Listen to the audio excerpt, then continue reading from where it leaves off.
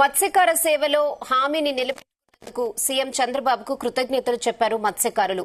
కూటమి ప్రభుత్వం మత్స్యకార భరోసాను 20,000 రూపాయలు ఇస్తున్నందుకు వినూత్నంగా థ్యాంక్యూ చెప్పారు.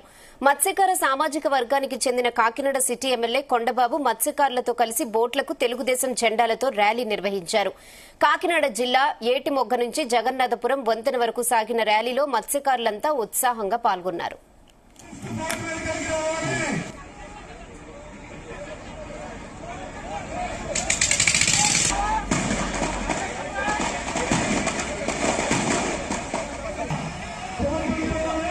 ఈ రోజు ఆంధ్రప్రదేశ్ లో మత్స్యకార సేవలో ముఖ్యమంత్రి చంద్రబాబు నాయుడు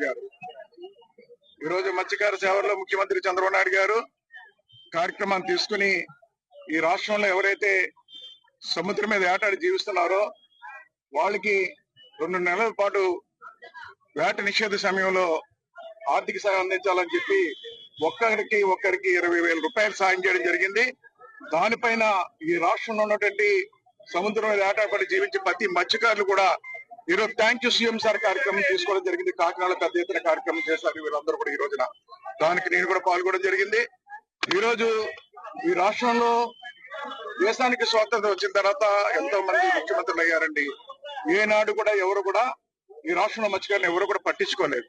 ఎవరా పట్టించుకున్నారంటే ఈ రాష్ట్రానికి దేశానికి స్వాతంత్రం వచ్చిన తెలుగుదేశం ప్రభుత్వం అధికారంలోకి వచ్చిన తర్వాత ముఖ్యమంత్రి నారా చంద్రబాబు నాయుడు గారు అయిన తర్వాతే ఈ రాష్ట్రంలో మత్స్యకారులకి జీవన ప్రమాణం మెరుగుపరిచారు, ఆర్థిక సాయం అందించారని గర్వంగా చెప్తాను కూడా ఈ సందర్భంగా తెలియజేస్తున్నా. ఎందుకంటే ఈ మాట చెప్తున్నాను నేను. గతంలో కూడా 2 రకాలుగా జీవిస్తుంటారు వీళ్ళు. కొంతమంది సముద్రం మీద ఆధారపడి బతుకుతారు, జీవిస్తారు ఏటాడుకుని, కొంతమంది చెరువుల మీద జీవిస్తూ ఉంటారు. అలాంటిది 2 రకాలుగా జీవిస్తున్న వాళ్ళందరూ ఆయన ముఖ్యమంత్రి అయిన తర్వాత సముద్రం మీద ఏటాడు బతికే వాళ్ళకి బోట్లు ఇచ్చారండి, వలలు ఇచ్చారండి, ఇంజిన్లు ఇచ్చారండి, నావలు ఇచ్చారండి. అన్ని రకాలుగా ఆర్థిక సాయం చేసి బలపరిచారు. పూర్వం ఎవరైనా చనిపోతే ఇన్సూరెన్స్ కూడా ఉండేది కాదు. మొట్టమొదటి 96 తుఫాన్లో చనిపోతే ఆంధ్రప్రదేశ్ లో మొట్టమొదటిగా మత్స్యకారులు చనిపోతే ఇన్సూరెన్స్ 1,00,000 రూపాయలు ఇచ్చిన వ్యక్తి చంద్రబాబు నాయుడు గారు. ఆ విధంగా సాయం చేశారు.